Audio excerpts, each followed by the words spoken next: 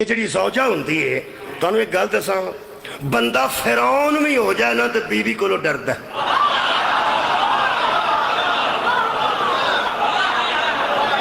ये तू मुबालगा हो नहीं सकता। मैं ना कोई बंदे सारे तो फिरौन नहीं ना, बंदा फिरौन भी हो जाए तो एहलिया को थोड़ा बहुत जरूर डरदा है। बीवी को डरना कोई ऐब नहीं तो ना इस गल च अपनी बेइज्जती समझना ना, बिल्कुल नहीं। वो फिरौन जरा सी लोगों वास्ते तो फिरौन सी तो लोगों रब भी आंदा सी मैनू आखो।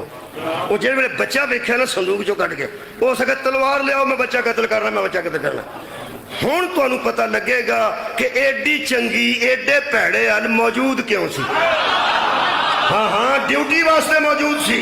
हजरत आसिया एदा मरियम नाल सी कराया। उस जी गल की उन्होंने मैं अपनी पंजाबी च बयान करना। फिरौन आके तलवार लियाओ मैं कतल करना, जिवें ही उस आख्या ना मैं कतल करना। इत्थे फिर मकसद का पता लगा कि एडी नेक बीबी एदे घर अल्लाह ने इन्नी देर क्यों रखी सी। उस फौरन आवाज थी हो सके की हो सके मैं कतल करना, हो सके क्यों, हो सके किधरे मैनू नजूमियां दसिया कि बच्चा होगा जिहड़ा जवान होके तेरी शाही का बेड़ा गर्क करेगा। उस आख्या तेरा दिमाग खराब हो गया है, ये किधरों दरिया च रुड़ के आया, ये शहर का है ही नहीं। ये पता नहीं दरिया वेखो ना, हिकमत वेखो।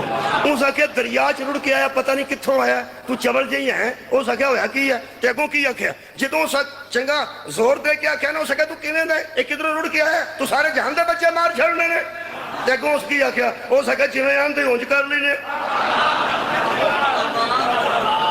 विचों विचों बंदे चुप हो गए ने जेड़े रोज आंदे ने, जिवें आंदे हो हाँ जिवें तुसीं आंदे हो उंज कर लेने।